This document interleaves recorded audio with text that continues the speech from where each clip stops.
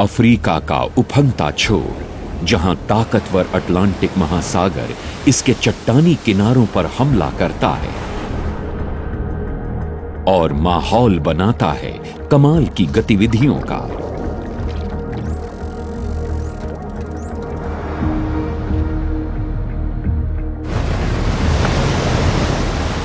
ये ठिकाना है केप फर सील्स का। घने रोए वाली और अपनी मोटी खाल से मौसम की मार से सुरक्षित रहने वाली ये जानवर यहां शिकार करने आए हैं।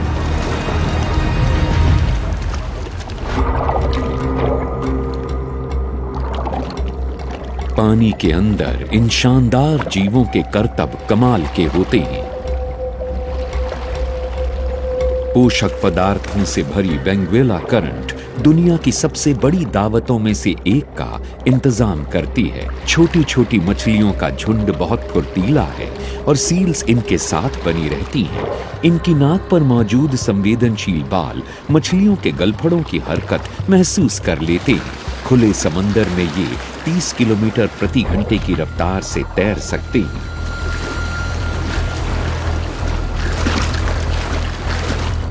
शिकारियों का ये छोटा सा समूह खाने की तलाश में रोज 200 किलोमीटर तक जाकर अपने बच्चों का पेट भरने के लिए साउथ अफ्रीका के सील आइलैंड पर लौटता है। लेकिन पहले इन्हें अफ्रीका के सबसे खतरनाक जीवों में से एक का सामना करना होगा।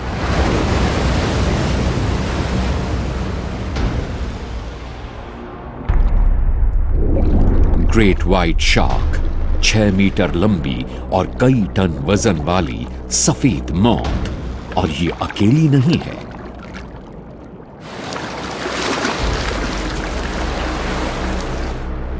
सील आइलैंड के आसपास के गहरे चैनल में दुनिया में व्हाइट शार्क्स की सबसे बड़ी तादाद में से एक गश्त लगाती है।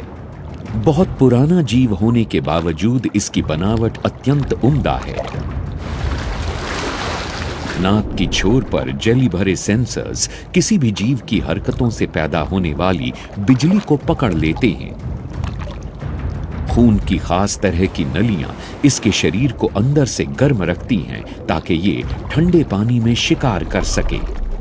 सील्स की आंखें काफी तेज होती हैं और इनमें दमखम भी कम नहीं होता। लेकिन ग्रेट व्हाइट के पास एक जानलेवा रणनीति है। ये ज्यादा गहराई में गोता लगाकर अपने अनोखे रंगों की मदद से छिप जाती है और फिर 40 किलोमीटर प्रति घंटे की रफ्तार से ऊपर आकर ये अपने खंजर जैसे 300 दांतों से सील का काम तमाम कर देती है।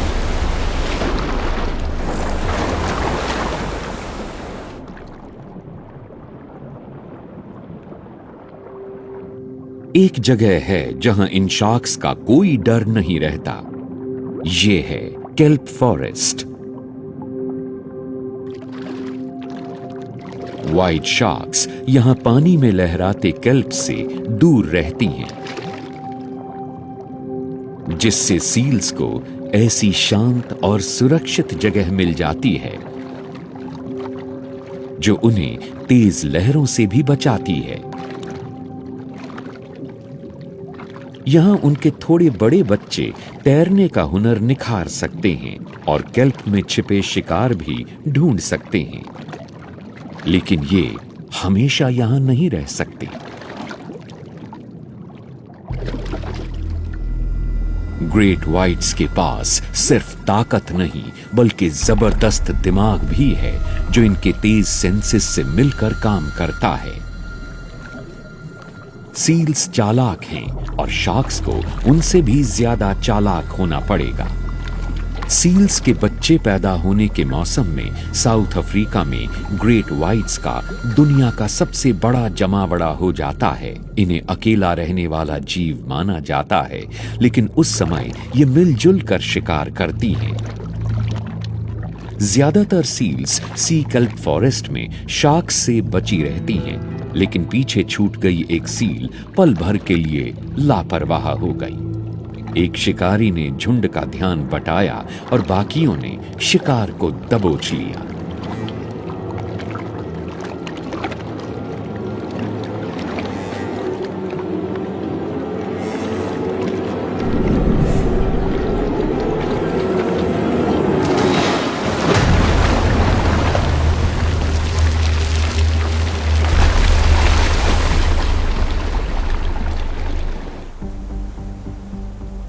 पश्चिम के ठंडे तटों पर कातिलों का एक और गैंग रहता है। ये हैं केप गैनेट्स। ये बड़े बड़े समुद्री परिंदे नामीबिया और साउथ अफ्रीका के तटों के परे टापुओं पर प्रजनन करते हैं। हर साल दसियों हजार केप गैनेट्स दक्षिण में प्रजनन की इन जगहों से उत्तर पूर्व में 1000 किलोमीटर तक की उड़ान भरते हैं।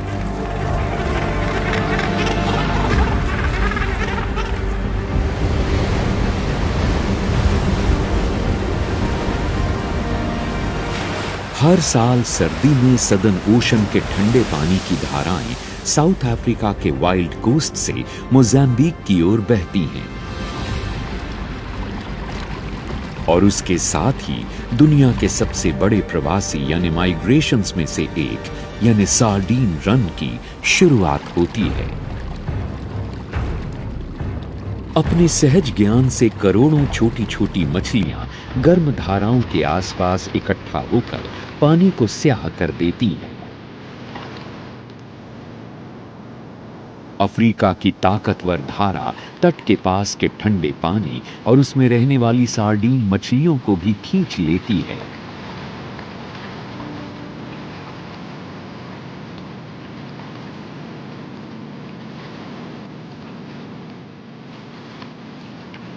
आगे बढ़ते हुए ये मछलियां खाने के लिए प्लैंकटन ढूंढती रहती हैं।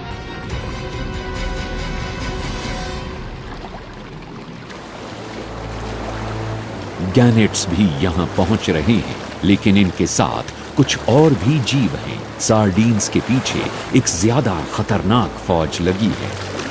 कॉमन डॉल्फिन्स का झुंड बड़ी तेजी से पास आ गया।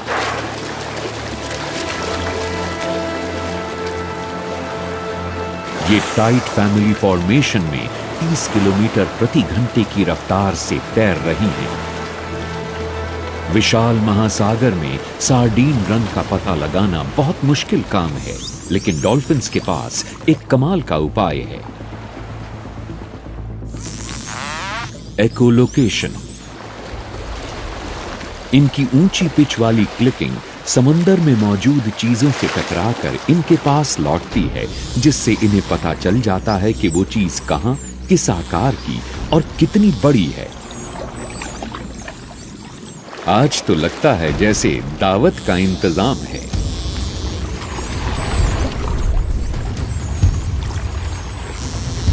दूसरे डॉल्फिन परिवार भी शामिल हो गए, जिससे हजारों डॉल्फिन्स का एक सुपर पॉड बन गया।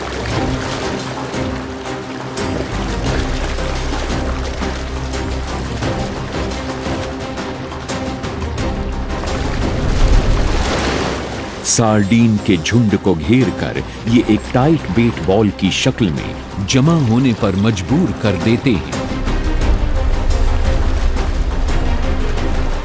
फिर ये डॉल्फिन्स बारी बारी से उसके बीच घुसकर उन्हें निगलती रहती हैं। ये बुलबुलों का जाल बनाकर सार्डीन्स को सतह की ओर जाने पर मजबूर करती हैं।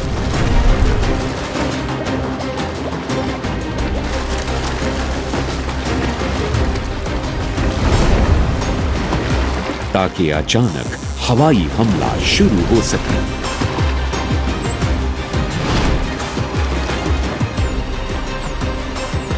समंदर में फिन्स और मछलियों की उठापटक से खलबली मच गई है। केप गैनेट्स बिल्कुल सही समय पर पहुंचकर मछलियों को पकड़ने के लिए गोता लगाने लगे। 1 मीटर लंबी गाइडेड मिसाइल की तरह ये 100 किलोमीटर प्रति घंटे तक की रफ्तार से पानी से टकराते हैं और 20 मीटर अंदर तक चले जाते हैं। इनकी खोपड़ी में मौजूद एयर बैग्स इन्हें झटके से बचाते हैं।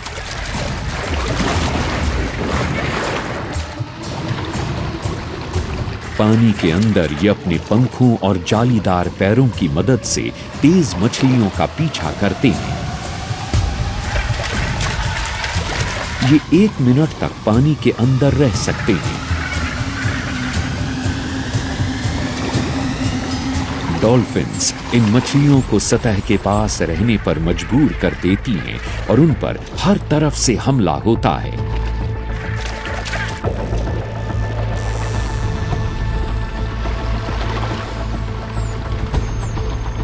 कई घंटों तक जारी लगातार हमले से बेट बॉल लगभग खत्म हो गया।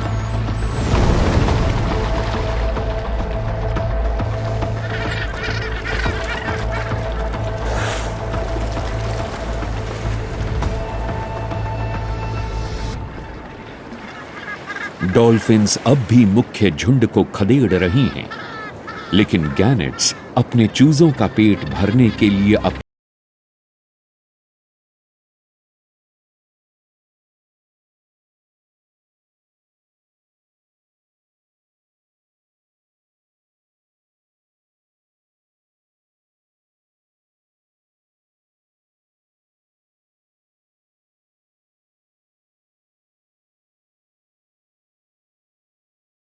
ये आखिरी मौका था। खाने की उठापटक में गलत एंगल पर पानी से टकराने की वजह से इनकी गर्दन टूट सकती है।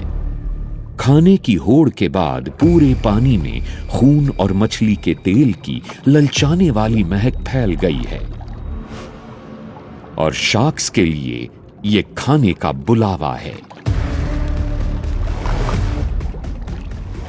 शार्क्स समंदर में सबसे पुराने शिकारी हैं और ये लाखों वर्षों से पृथ्वी के हर सागर में शिकार कर रही हैं।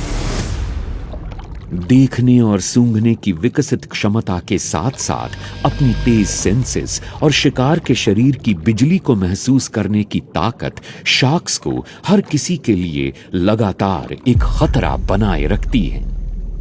लगभग 1 टन की टाइगर शार्क समंदर में सबसे ऊंचे दर्जे के बड़े शिकारियों में से एक है, लेकिन यह खाने के मामले में नखरे नहीं करती। इसके सामने जिंदा या मुर्दा जो पड़ जाए ये उसे खा लेती है। टाइगर शार्क्स दुनिया में हड्डी तोड़ने वाले कुछ सबसे ताकतवर जबड़ों से लैस हैं। ये मरे हुए या घायल गैनेट्स को फटाफट खाकर सार्डीन रंग के बचे हुए तेल की गंध के साथ आगे बढ़ने लगी।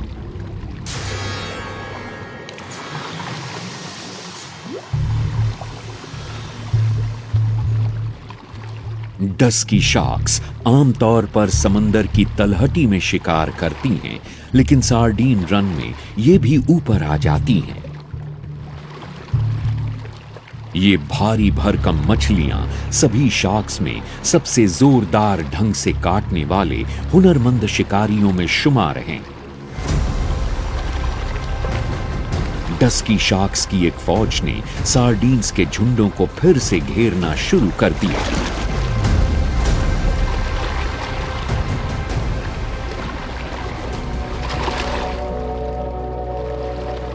ये शार्क्स एक बार में अपने वजन के 10वें हिस्से जितना खा सकती हैं।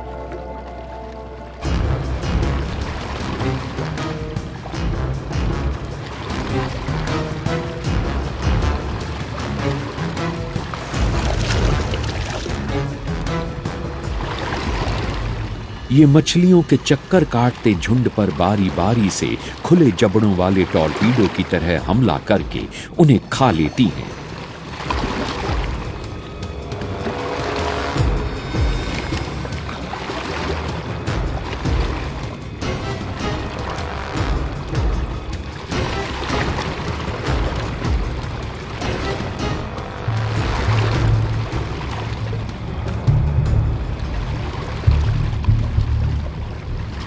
सार्डीन्स के गुजरने के बाद यहां शांति छा गई।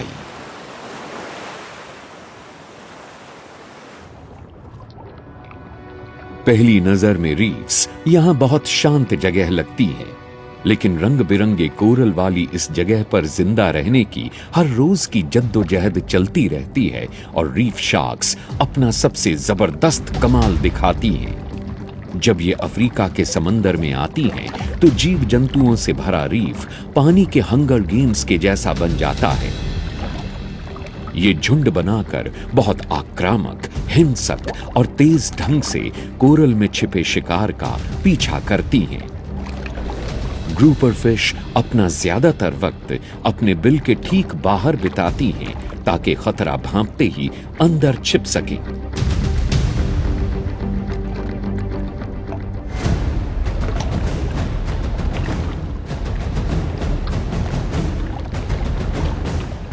लेकिन शार्क्स के इलेक्ट्रोमैग्नेटिक सेंसर्स से कोई बच नहीं सकता।